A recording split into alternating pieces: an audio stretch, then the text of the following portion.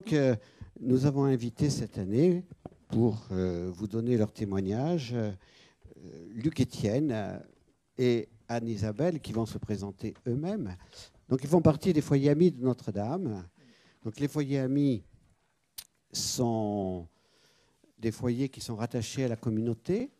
Donc, dans la communauté, il y a des frères et des sœurs qui ont fait les vœux de pauvreté, chasteté, obéissance. Et puis, il y a aussi un peu plus de 40 foyers maintenant qui ont fait un engagement en couple. Donc, c'est un engagement de couple, hein, voilà, qui renouvelle chaque année. Voilà. Alors, Luc Étienne, comme je vous l'ai dit, est avocat. Amande, voilà, il vous le dira pas non plus, mais bon, je vous le dis, il est bâtonnier maintenant. Ça veut dire que quand même, on lui fait confiance dans son département pour lui avoir donné cette responsabilité. C'est une responsabilité importante, donc on en est très heureux. Et maintenant, ils vont nous dire un petit peu ce qu'ils ont à nous dire sur leur vie, sur leur mission. Merci Père Bernard. Alors d'abord vous dire que notre joie en ce jour, c'est d'être parmi vous, car vous êtes l'Église d'aujourd'hui et de demain. Et on ne cachera pas qu'on est bien ému de vous confier notre chemin d'époux. Alors, vous témoignez du mariage, de notre rencontre, de notre chemin. Ça passe par juste un point de rappel important qui consiste à faire cette remarque, c'est que les fondations du mariage se préparent bien avant la rencontre. En ce qui me concerne, depuis toute petite, voilà, à chaque prière le soir, je priais pour mon futur époux. Et donc l'apprentissage de la confiance en Dieu et de la fidélité, ça ne vient pas au jour du mariage. C'est un apprentissage bien des années avant. Alors, pour se présenter, voilà, on s'est rencontrés il y a 25 ans. Luc Étienne avait 24 ans, j'en avais 20. Et on était étudiants en droit à la fac d'Assas à Paris. Nous nous sommes mariés le 1er avril 89. Donc, c'est un beau poisson d'avril qui dure depuis 23 ans maintenant. Et pour la petite histoire, ça vous donnera une petite idée du profil de Luc Étienne. Je vous dirais que Luc Étienne ne s'est pas donné la peine de me demander en mariage.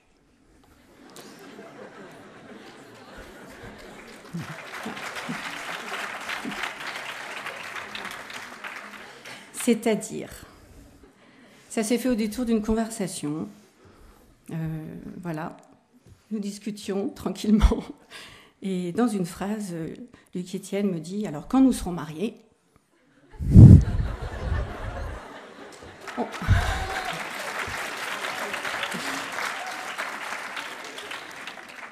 On se connaissait depuis 3 mois. Donc moi, je le regarde tout étonné et ravi en même temps. Et je dis « Ah bon, on va se marier ?» Réponse « Bah oui, on s'aime, donc on se marie. » Voilà. Cette petite chose, je vous la confie, parce que tout ça, c'est pour vous dire qu'on est dans un milieu ambiant où on a la peur, enfin les jeunes actuels, mais je pense déjà à notre époque, la peur de l'engagement était vraiment une chape de plomb sur notre jeunesse et sur la vôtre.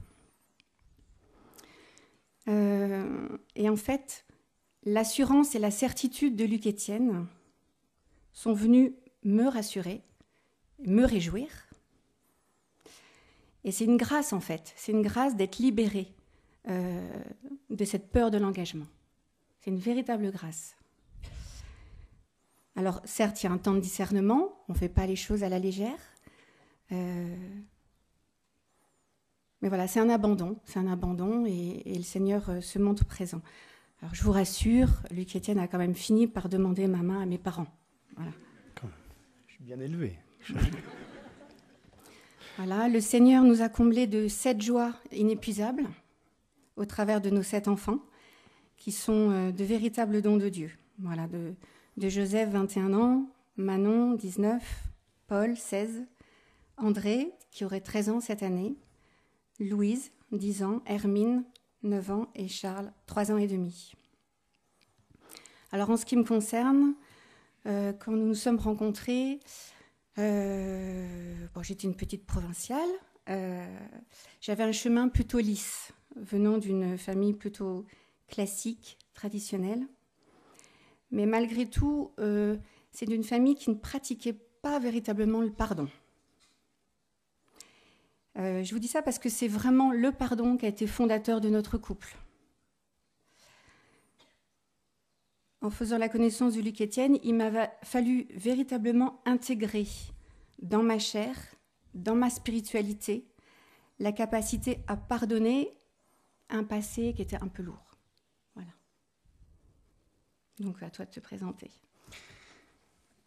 Alors, vous l'avez compris avec la présentation d'Anne-Isabelle, je suis l'intrépide qui rencontre la petite fille sage, quelque part. C'est un petit peu le tableau caricatural de notre rencontre. Mais alors, je viens aussi d'une éducation catholique traditionnelle. Je suis le dernier d'une famille de 14 enfants, avec des parents militants catholiques. Et j'ai vécu dans ma jeunesse, parce qu'on était 14 et dans les familles nombreuses, il y a la beauté ineffable des familles nombreuses, c'est vrai, mais il y a aussi les inconvénients, c'est-à-dire que les papas, les mamans ont un peu moins de temps. C'est vrai aussi pour les enfants, donc on peut dire, j'ai été un petit peu aussi livré à moi-même. Et puis, il faut dire que 1968, de beaucoup les amusements aux découvertes sérieuses, et donc ce qui m'a conduit après la troisième, donc j'étais orienté vers les classes techniques, après j'étais dans le public et on me disait voilà, celui qui travaille pas à l'époque, on était orienté pour un CAP, alors donc dans les classes techniques. Alors mais ensuite je résume, je saute des étapes, je suis arrivé ensuite, en terminale, malgré ce, je suis parti au service militaire sans le bac, parce qu'on faisait encore pour les hommes donc le service militaire à l'époque, donc je n'avais pas le bac en poche. Et à la sortie du service militaire, j'ai vécu une brève expérience journalistique, parce que je suis le petit-neveu de Daniel Gousseau, cofondateur du Tour de France avec Jacques Godet et Félix Lévitan, ce qui m'a donné une petite porte d'entrée pour rentrer au journal L'Équipe et au Parisien Libéré. Donc j'ai pu faire un stage parmi les journalistes sportifs donc au Parisien Libéré. Et j'ai repris mes études après cela par une capacité en droit, des cours du soir, et encouragé véritablement, plus qu'encouragé, tenu par deux beaux-frères. Et là, je rends hommage à la solidarité familiale. Deux beaux-frères qui me voyaient quasi dépressif, ne savant pas vraiment sur quelle route. Il me disait, Luc, il a des capacités, mais il ne fait rien. Il ne fait rien de ses journées, il ne travaille pas, il n'est pas rigoureux, il est... Alors mes parents s'en inquiétaient, mais vous voyez comme quoi, dans la solidarité familiale, il y a eu deux beaux-frères très très différents l'un de l'autre, un médecin et un militaire de carrière, qui m'ont remis sur les rails, et dont l'un des deux, enfin l'un m'a pris sur le terrain très psychologique, mon beau-frère médecin, et l'autre militaire, qui passait lui le contrôle général des armées à l'époque, il m'a dit, écoute, t'es capable, je te donne des bouquins. Il m'a fait mon professeur particulier, et il s'est donné pour moi. Voilà, donc cet encouragement, je rends hommage à la solidarité familiale, parce que ça a été, je l'ai jamais fait publiquement. Et donc, je crois qu'il fallait, aujourd'hui, par honnêteté, que je vous le dise. C'est important parce que, voilà, on ne se fait pas tout seul. Le Seigneur nous parle par nos proches. Il nous parle par nos proches, par notre prochain. Et donc, je l'ai vécu, et si je suis là aujourd'hui pour témoigner comme époux, également comme avocat, je le dois. Voilà, je le dois à cette foi, cette amitié profonde, cette relation familiale privilégiée. Et lors de notre rencontre, je finance donc mes études de droit, donc grâce à un travail à mi-temps de surveillant. Les moyens de mes parents étaient très modestes. Et donc je finance mes études en étant surveillant. Voilà, surveillant mi-temps au début, 2 tiers temps après. Et je suis donc resté pendant 7 ans surveillant, donc entre 19 et 26 ans, donc le temps de faire mon droit, un droit à rallonge en quelque sorte, parce que non seulement je passais par la capacité en droit, mais également parce que après la capacité en droit où j'ai rattrapé le cycle du DUG, j'ai redoublé. Je me suis laissé à nouveau un petit peu aller. Tenté par la politique un peu. Un peu. Alors, de cette autonomie financière, modeste mais réelle, va naître pour nous la liberté de pouvoir nous engager sans trop attendre. Nous avions une confiance aveugle, mais sage, dans le Seigneur, qui voulait nous mener à l'aventure du bel amour.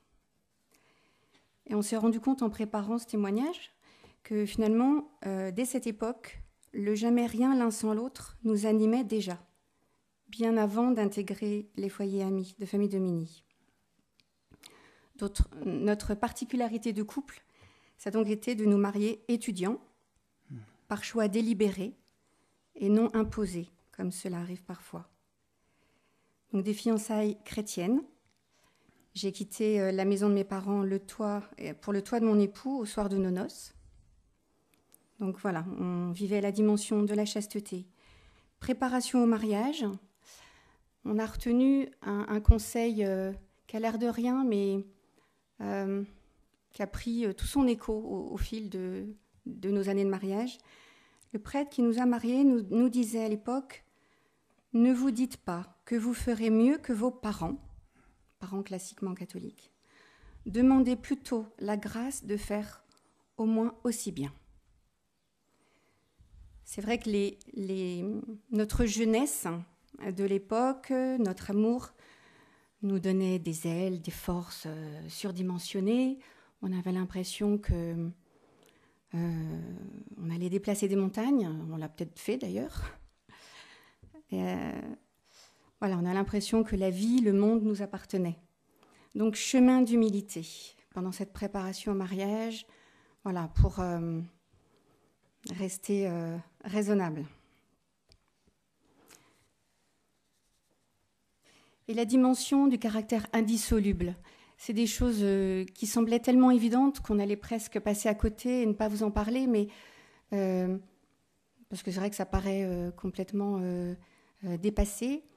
Donc, raison de plus pour en reparler, l'indissolubilité du sacrement auquel nous nous préparions, se dire que ben voilà, on allait s'y engager jusqu'à notre mort, que la question d'arrêter de s'aimer ne se posait pas. De même qu'on ne se pose pas la question d'arrêter d'aimer nos enfants, eh bien on ne se posait pas la question de se demander si on allait un jour arrêter de s'aimer. Ça ne rentrait pas dans le tableau, ni dans notre esprit, et encore moins dans notre cœur. Une fois mariés, nous sentions combien notre sacrement nous portait, dans nos examens notamment. Moi, personnellement, j'ai toujours dit que j'aurais certainement pas obtenu ma licence en droit sans ce sacrement, sans notre mariage, sans cette force qui nous poussait, qui nous portait. Et de son côté, Luc Étienne, quelque temps plus tard, présentait son examen du CAPA pour devenir avocat, avec succès, alors que des professeurs de la fac échouaient. Ça nous semblait des cadeaux incroyables. Et Luc Étienne a toujours reconnu avoir été dopé par la naissance de notre premier enfant, qui était né 8 jours plus tôt. Voilà, comme quoi. 8 jours avant le grand oral. Voilà, et c'était pas compliqué, et sa fierté faisait qu'il était dans un état second. Le jury a bien aimé le coq. Sa fierté faisait que, voilà, ses forces étaient décuplées. Voilà, donc 1 an et demi après notre mariage, nous devenions donc parents. Véritable révolution. Là encore, on vous témoigne de ce choix. Nous n'avons jamais souhaité retarder l'accueil de la vie en raison de contingences matérielles. Voilà, nous vivions très modestement, comme Luc Étienne vous l'a dit, avec une petite paye équivalent, alors à l'époque c'était en francs, mais ça doit équivaloir à peine à 500 € par mois, pour 2 et ensuite pour 3, pour juste assurer nos frais de nourriture, nos tickets de métro et le loyer d'une petite chambre de bonne de 20 mètres carrés. On ne va pas vous faire pleurer. C'était notre nid d'amour, donc on ne va pas vous faire pleurer. Mais voilà, il fallait accepter de manger notre pain noir et on savait que ça ne durerait pas. Et on sentait vraiment le Seigneur à nos côtés tous les jours. Chambre de bonne que nous avions voulu faire bénir. Ça, c'est très important, par le prêtre qui nous a mariés. Donc vraiment toujours être porté, accompagné par le Seigneur. Voilà.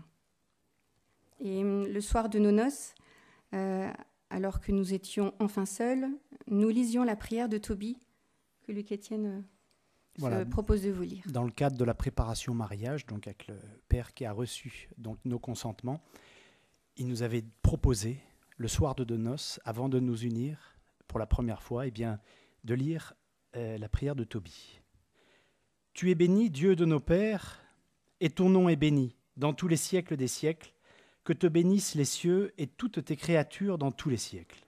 C'est toi qui as créé Adam, c'est toi qui as créé Ève, sa femme, pour être son secours et son appui. Et la race humaine est née de ces deux-là. C'est toi qui as dit « Il ne faut pas que l'homme reste seul. Faisons-lui une aide semblable à lui. Et maintenant, ce n'est pas le plaisir que je cherche en prenant ma sœur, mais je le fais d'un cœur sincère. Daigne avoir pitié d'elle et de moi, et nous mener ensemble à la vieillesse. » Et ils dirent de concert « Amen, Amen », et ils se couchèrent pour la nuit. Donc vous voyez le lien privilégié, puisque nous en témoignons aujourd'hui, 25 ans après, entre... 23 ans. 23 ans, oui. Le lien privilégié qu'il peut y avoir entre le prêtre et les époux, le prêtre qui vous prépare au mariage et les époux. On entend souvent dans notre société d'aujourd'hui les gens dire « mais vous, les prêtres, vous ne connaissez rien. Vous ne connaissez rien à la sexualité, etc. » Alors que les prêtres en confession, par leur expérience, ils connaissent, pour certains, beaucoup plus que des pères de famille, beaucoup plus. Ils le connaissent surtout beaucoup plus justement parce qu'ils le connaissent avec l'accent de la sincérité et surtout de la vérité en confession. Alors que souvent, on n'en parle pas publiquement, bien sûr, avec les accents de la vérité. Et donc, nous découvrions donc, que par ce sacrement de mariage, nos forces humaines étaient dopées et nous vivions donc cette première expérience de l'Église domestique. Anne-Isabelle vous l'a dit, on mangeait donc notre pain noir, mais dans la joie, dans la confiance, et nous découvrions que la prière du couple au quotidien devenait donc le ciment du mariage. Nous acceptions certes cette vie très modeste, sans aucune certitude pour l'avenir. Lorsque je n'avais pas encore le CAPA, je parle pour les premiers mois avant le CAPA, une fois que je l'avais, bon, là on se disait, allez, on souffle, ça va aller un peu mieux pour l'avenir, la voie, l'horizon se dégage, mais tant qu'on n'avait pas cet examen, on ne savait pas de quoi demain serait fait sur le plan matériel pour l'avenir social du ménage. Mais en retour de cette confiance, eh bien, le Seigneur nous comblait véritablement de ses grâces. Et on avait l'impression que tout s'enchaînait, que tout nous souriait, parce qu'on était passé également de notre petite chambre de bonne à un 2 pièces qu'on a trouvé par un concours de circonstances qu'on appelle, nous, chrétiens, la Providence. Et bien sûr... Et puis ensuite de ce 2 pièces où on a accueilli les 2 premiers, enfin plutôt l'aîné Joseph, ensuite quand la seconde est née Manon, eh bien l'appartement du palier d'en face s'est libéré, nous avons fait une neuvaine à Saint-Joseph et on a pu investir ce deuxième appartement. Le 19 mars. Oui, un 19 mars s'il vous plaît, bien sûr, parce que le Seigneur il rigole pas avec les dates, hein. La liturgie il connaît. Donc, en même temps, donc, on connaissait donc, la création donc, des balbutiements de la liturgie familiale. le choix des rituels, le choix de nos prières familiales. Et nous mettions donc évidemment le Seigneur au cœur du foyer. Et c'est à cet instant, alors que nous avions à peu près, là, dans les 2 ans, 3 ans de mariage, que dans le cadre de ce que l'on a appelé à l'époque la marche de l'Évangile dans le diocèse de Paris, Monseigneur Lustiger avait monté cette initiative pour faire bouger le diocèse de Paris, donc, qui dormait bien à cette époque, qui était très somnolent. Eh bien, on nous a proposé une sorte de service après-vente du mariage. Et là, j'ai loué tout à l'heure avec beaucoup d'émotion, je vous prie de m'en pardonner, donc c'est ce qui débordait de moi et qui gênait peut-être un peu donc, ma communication aujourd'hui au public. Mais après la véritable solidarité familiale, nous avons connu cette solidarité d'église, ce don en église, c'est-à-dire ce qu'on a appelé le service après-vente du mariage. C'est une équipe avec un prêtre, un diacre permanent, et un foyer, au moins un foyer expérimenté, qui avait 7 ans de mariage, qui nous encadrait pour recevoir une équipe de 3, 4, 5 foyers avec des tout-petits. En général, c'est des jeunes foyers avec des tout-petits ou même sans encore avoir d'enfants. Et des journées entières de prières, enseignements, louanges. Et en fait, une véritable catéchèse. Une catéchèse, parce que le constat, à l'époque, était déjà très criant. C'était le constat que les jeunes foyers se séparaient, en général, après 7 ans de mariage. Donc, ils étaient arrivés dans le diocèse de Paris à ce constat qu'il fallait absolument former les jeunes mariés. Et donc, ces journées de formation se faisaient sur des thèmes. Je vous donne quelques exemples. La gestion et la maîtrise du temps, notre couple et l'argent, la relation avec la belle famille, le travail des identités, alors la personne, le couple, la famille dans le sens de la lignée, la répartition des tâches et l'épanouissement personnel, la sexualité, la régulation naturelle des naissances, paternité et maternité responsables selon Jean-Paul II et un travail sur humanité de Paul VI, l'arrivée des enfants, la prière du couple, voilà le type de thème. Et le cœur de ce thème, le pardon. Le pardon. Parce que c'est vrai que quand on est, même si Anne-Isabelle vous a dit que même nous fiancés, on avait dû expérimenter, donc pour le oui du mariage, le pardon, eh bien, le pardon dans les premières années de mariage, c'est indispensable. Parce que des tensions, il y en a toujours, même quelquefois fiancés. Certains d'entre vous peut-être le savent déjà. Donc, le pardon, c'est 77 fois, 7 fois. Et comme on dit aux équipes Notre-Dame, vous connaissez peut-être l'expression le devoir de s'asseoir, le soir, après la journée, se poser et dire ma chérie, mon chéri, bon, qu'est-ce qui t'a blessé aujourd'hui? Qu'est-ce qui t'aurait blessé? Qu'est-ce que j'aurais pu te faire aujourd'hui qui t'a blessé? Et surtout, le confier au Seigneur dans la confiance et demander pardon. Et le fruit du pardon, c'est la croissance du couple. C'est donc la confiance. Et sans confiance, pas de croissance. Voilà. Donc, ça, je crois qu'il faut le méditer. Je dirais que c'est une marque chrétienne. Je sais que ça existe aussi chez les musulmans, chez les juifs, hein, qui le célèbrent aussi. Mais chez le chrétien, ça, je crois que dans l'enseignement du mariage, ça n'a jamais été autant poussé que dans l'enseignement de l'Église. Alors, nous avions une vie de prière donc, en cette vie parisienne, et nous trouvions aussi la joie de se ressourcer à Montmartre en tant que couple adorateur lors de veillées nocturnes. Et jeunes mariés, il ne faut évidemment pas avoir peur du monde qui nous entoure, parce que le monde, nous le savons, eh bien, il est ce qu'il est souvent souillé.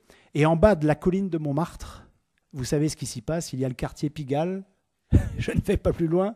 Donc voilà, jeune foyer, les prêtres qui suivaient le père Biaggi à Paris à l'époque, qui organisaient les foyers adorateurs, nous demandaient de prier bien sûr pour nos enfants, pour notre couple, mais également pour tout ce qui se passait en bas. Et donc, ça nous apprenait cette phrase donc, de l'Écriture, d'être dans le monde, mais de ne pas être du monde. Mais au contraire, de prier pour tout ce que l'on pouvait croiser dans le monde et qui quelquefois touchait nos propres amis. Nos propres amis. Voilà, donc Luc Etienne vient de vous donner un petit inventaire de la boîte à outils qui s'est amassée au fil des ans lors de notre vie parisienne. Vie parisienne qui, pour nous, était un tourbillon que nous trouvions bruyant et agressif pour l'épanouissement de notre vie de famille. Mais malgré tout, le Seigneur nous offrait une vie spirituelle d'une très grande richesse. Alors, il y a eu donc la naissance de notre fils aîné, où Luc Etienne faisait chapelet sur chapelet à la maternité Notre-Dame de Bon Secours. On accompagne la grossesse et l'accouchement comme on peut, nous. Donc, inutile de vous dire qu'il n'est pas passé inaperçu. Et du coup, il y avait une sage-femme. Il y avait une légère trace encore chrétienne dans cette maternité. Et il y avait une sage-femme, du coup, qui voulait absolument monter une préparation spirituelle à la naissance. Donc, elle nous a embauchés pour témoigner dans ce cycle hein, qui se montait. Parce qu'elle sentait déjà que les couples qui attendaient un enfant, qui se préparaient à une naissance, se perdaient dans une surmédicalisation ou se perdaient dans un monde de consommation qui finalement n'avait plus rien à voir avec l'attente de l'enfant, de cette source de joie qu'est la vie qui arrive. Et elle souhaitait qu'avec cette préparation spirituelle, on aide les jeunes couples, parce que ça concerne plutôt la première naissance, voire qu'on se débarrasse de cette anxiété, de ce monde médical qui s'impose aux couples. Voilà, il y avait un travail à faire qui reste actuel. Hein. Et vivre l'attente de la naissance sous le regard de Dieu. Rappeler que Dieu, créateur, est le premier protecteur de cette vie qui arrive, que nous n'en sommes, nous parents, que dépositaires, que le Seigneur nous confie les enfants, qui ne nous appartiennent pas. Et les juristes que nous sommes très sensibles à la perversion du monde ambiant, qui consiste à parler également du droit à l'enfant. L'enfant n'est pas un objet de possession. On peut parler du droit de l'enfant. Mais aux yeux des chrétiens que nous sommes, ce droit à l'enfant ne peut et ne pourra jamais exister. Ce n'est pas un dû. L'enfant est un véritable don. Voilà, donc voilà, cette préparation spirituelle à la naissance, rappelez le b.a.-ba, finalement, que c'est un processus au départ qui, somme toute, est naturel depuis que l'homme est homme. Voilà, donc là, nos années parisiennes nous ont énormément apporté. Et puis, voilà, un jour, on quitte Paris.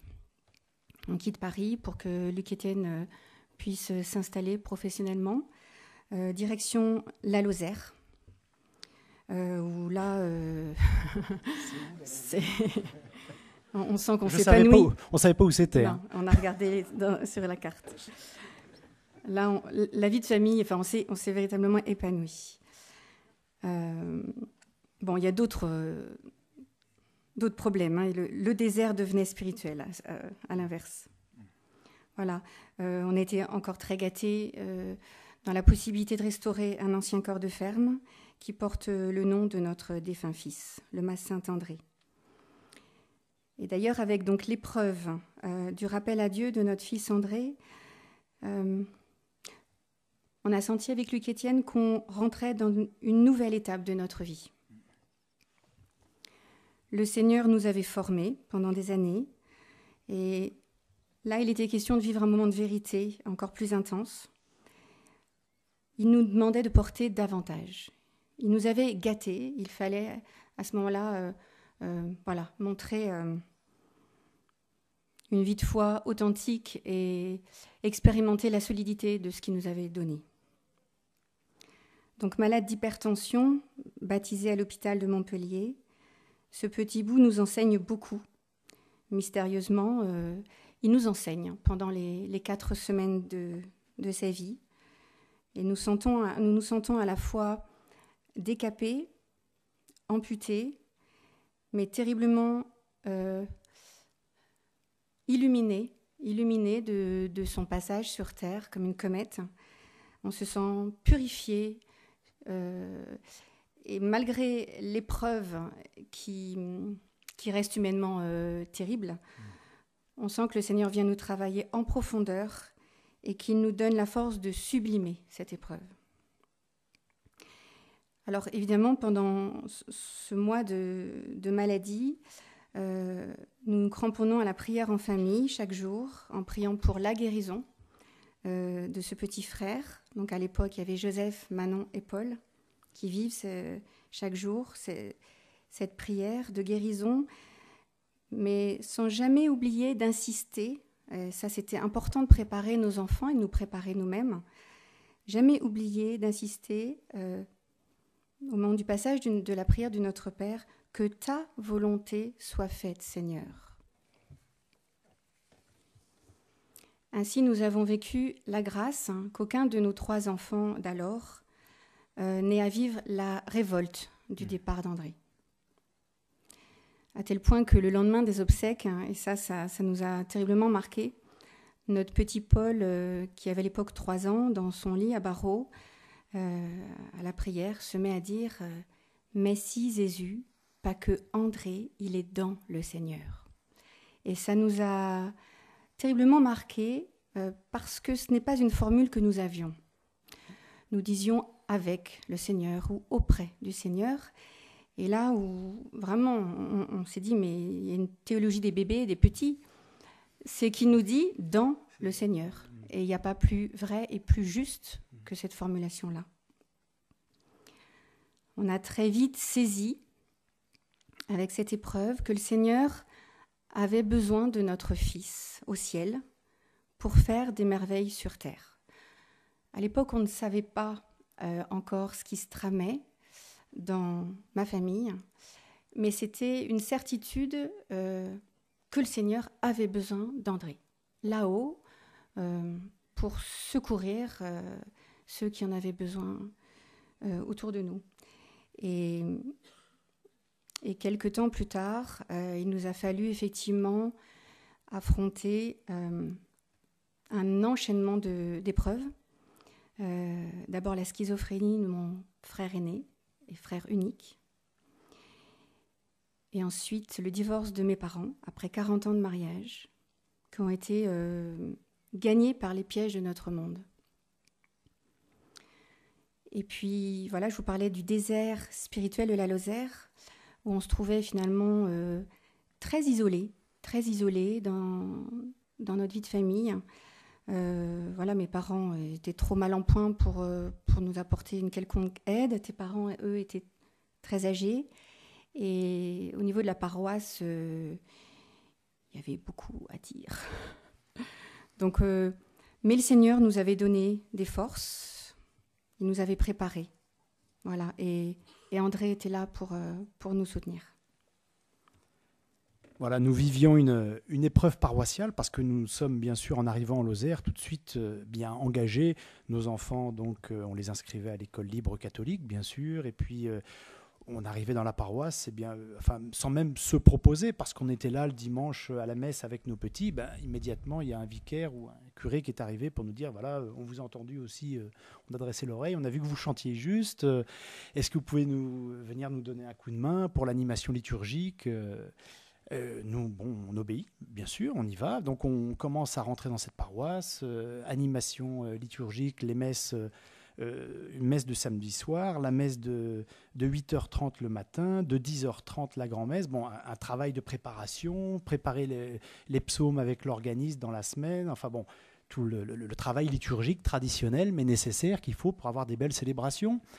Anne-Isabelle engagée comme catéchiste. J'étais engagé aussi au service du paroissial économique. Nous étions au service diocésain pour la famille également, comme assistant donc d'un foyer qui était responsable. Donc vraiment un engagement comme bien je crois comme la pastorale le demande. Et puis malheureusement ça a duré 10 ans. Oui, à peu près. Et malheureusement on souffrait beaucoup parce que comme dans beaucoup de terres rurales françaises, la référence à Rome au magistère est absente. Le mot Jean-Paul II était jamais, nous pendant 10 ans on l'a jamais entendu le nom Jean-Paul II prononcé en chair. Jamais. C'était tabou. C'était plus que du tabou, c'est du boycott. Bon, donc on vivait ces engagements à chaque fois, nous en témoignant avec nos petits moyens, nos petites forces, et avec notre sincérité vraiment, puis notre formation. Et puis à chaque fois on était rabroués. On était rabroués. Et... Même quand il s'agissait de chanter un chant à Marie, oui. On nous traitait tout de suite, on disait attention à ne pas tomber dans la mariolâtrie. Les catholiques de Lozère avaient du mal à accepter le culte marial parce que les Cévennes, il y a 2 terres fondamentales en Lozère. Il y a les terres du Nord, l'Aubrac, Margeride, qui sont de tradition très catholique, et les Cévennes de tradition très huguenote, protestante. Et donc, les prêtres catholiques s'étaient tous donné le nom qu'il fallait jamais mettre Marie en avant, de peur de blesser les protestants. Une sorte de renversement des valeurs, une incompréhension, parce que Marie mène toujours à Jésus, toujours, elle ne peut pas mener ailleurs. Jamais. Et donc, ils ne comprenaient pas ça, et nous, quand on leur témoignait de ce que Marie mène toujours à Jésus, c'était... C'était bon, alors, au bout d'un certain temps, on peut tout rentrer, et puis un jour, quand nos enfants deviennent blessés, à la fois à l'école catholique, qui n'avait malheureusement de catholique... que le nom, et à la paroisse où Joseph servait la messe et repartait de la cathédrale à chaque fois en pleurs parce qu'il entendait des critiques sur la liturgie, des critiques sur le pape, la sacristie devenait infernale et il sortait, mais physiquement, réellement, il pleurait. En sortant, il avait 12-13 ans et alors au bout d'un moment, on a dit, bon, il faut faire quelque chose. Alors on a trouvé refuge chez nos petites carmélites. Aujourd'hui, ce sont certes des prêtres de la paroisse qui viennent au Carmel, mais au Carmel, la mère supérieure, mère Fernande, elle demande, elle a de l'autorité. Et elle demande, c'est pas un petit couple de laïcs là, et elle a l'autorité, elle dit au prêtre, bon, s'il vous plaît, pour la prière universelle, là, c'est dans tel ordre, et puis le canon, ça se fait liturgiquement, enfin, dans les règles, etc. Et bon, on a une messe romaine, quoi, voilà.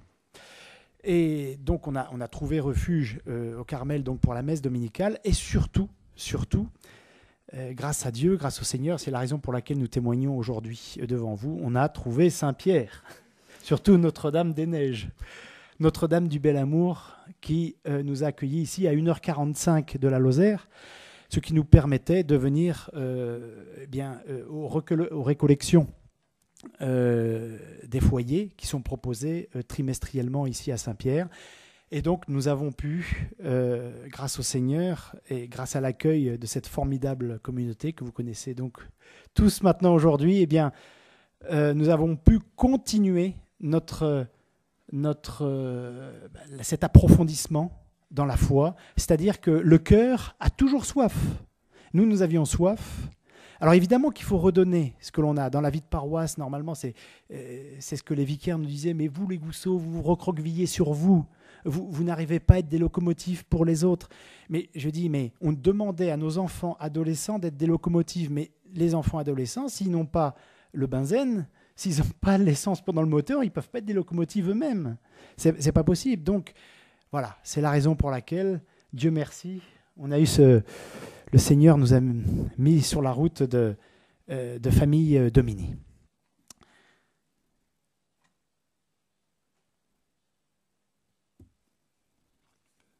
C'est toi qui conclus, bonjour. Je conclus. Donc en fait, voilà, oui, moi je vous ai parlé de nos épreuves et vous dire que le Seigneur nous abandonne jamais, qu'il y a des traversées, il y a des tunnels, il y a des nuits. mais le Seigneur nous donne les armes pour nous cramponner au mât dans la tempête. Alors c'est vrai que c'est pas très, très moderne ce que je dis, parce que de nos jours c'est plutôt courage fuyons. Ça me plaît pas donc je laisse tomber. Faut remonter les manches, ben non, ça me fatigue. Non, je crois que c'est le choix d'aimer, c'est un choix qui tient à la volonté. Ça, on l'oublie beaucoup. On décide, on a la volonté d'aimer. Voilà, et librement. Et malgré les épreuves, voilà, être convaincu, être déterminé, le Seigneur nous abandonnera jamais. Et c'est vrai qu'avec nos 23 ans de mariage, on peut se retourner un petit peu maintenant et voir ce que le Seigneur a permis. Et tu voulais dire quelque chose? Oui, aujourd'hui on présente beaucoup, on a une très très mauvaise idée du mariage dans le monde, évidemment dans le monde païen. Le mariage, ça ne peut jamais être présenté comme une institution amour, puisque, alors que c'est elle, le mariage a été fondé par Dieu, fondé et voulu par Dieu. C'est pas une invention des hommes, le mariage. Hein. La Genèse nous rappelle que c'est voulu par Dieu au sens naturel déjà. Hein. Et aujourd'hui, dans notre société, on entend que, hormis pour les gays, le mariage tue l'amour. C'est ce qu'on nous dit. Grosso modo, on nous dit que le mariage tue l'amour. Mais en fait, évidemment que non, vous l'avez bien compris. Maintenant, vous êtes bien formés ici à Famille Domini et dans d'autres lieux d'église. On nous dit, heureusement, maintenant, et oui, c'est la culture de mort, comme l'esprit contraceptif, qui tue l'amour. Et l'Église est notre mère. Et comme elle est notre mère, elle ne peut pas nous tromper. Le magistère ne peut pas nous emmener sur des voies qui sont fausses. C'est impossible. C'est impossible. Elle nous enseigne la vérité, l'Église. Et Benoît XVI, d'ailleurs, convoque les familles à Milan, le 2 et 3 juin prochain. On est sur le thème de la joie. Nous avons la joie de témoigner aujourd'hui devant vous.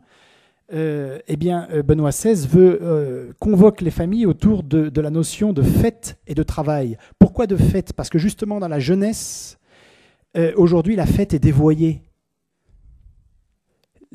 Ce n'est pas la joie qu'on propose dans la fête de la jeunesse, c'est l'excitation. Alors que la vraie fête, elle ne peut être que dans la joie. Et la joie, elle est en Dieu. Et aussi la notion du travail. Le travail, c'est une joie si c'est un don pour sa famille. Si on va tristement gagner son salaire mensuel pour aller pousser le caddie dans le supermarché, je veux dire, il n'y a rien de joyeux. Il n'y a rien de joyeux. Certes, on doit se nourrir, d'accord, bien sûr. Mais ce qu'on vous appelle dans les campagnes électorales la valeur travail, c'est le travail pour soi. C'est le travail pour soi ou pour son ego, ou pour montrer qu'on peut écraser l'autre, qu'on peut dominer par son savoir. Si vous ne mettez pas le don derrière le travail, si vous ne concevez pas tout votre travail comme un don, la peine est perdue. La peine est totalement perdue. Donc voilà, je crois que Benoît XVI veut insister sur ces deux notions, parce que ce sont deux notions clés dans la vie de famille. Souvent parce que les papas ont transgressé cette loi du don. Comme on dit dans saint Paul que l'image du couple, c'est le Christ et l'Église. L'époux, c'est le Christ, l'épouse, l'Église. Eh bien, le Christ s'est donné jusqu'à la mort pour son Église, pour que l'Église puisse vivre de son amour. Eh bien, le Père, c'est pareil. Nous devons nous donner, je parle plus donc aux jeunes hommes de l'assistance, on doit aller jusqu'à là. Le Seigneur nous appelle. On doit aller jusqu'au don. Et s'il faut mourir jusqu'au don pour sa famille, nous mourrons pour notre famille. Et le dernier mot, puisque Luc Étienne ne se décide pas à le dire, nous voulions vous dire que pour ceux qui se sentent appelés à la vocation au mariage, dans la perspective justement que le mariage ne tue pas l'amour, bien au contraire, c'est qu'on a le sentiment, et on le vit, que le mariage, c'est comme le bon vin. C'est-à-dire qu'il se bonifie au fil des ans.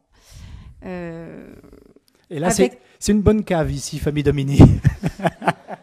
Parce qu'on apprend notre cœur se dilate au fil des ans. Donc en fait, on s'aime juste assez pour se marier le jour du mariage. On s'aime juste assez. Et voilà, pour avoir la force et la volonté de s'engager. Mais au fil des ans, le cœur se dilate. Et donc l'amour s'enfle. Et ce qui était très drôle, ça faisait toujours sursauter nos amis. Luc Etienne avait témoignait quand nous étions fiancés. Il disait à nos amis, je n'épouse pas Anne-Isabelle parce que je l'aime. Il faisait un grand blanc. Et il continue en disant, non, je l'épouse pour l'aimer. Et voilà. Voilà. Merci.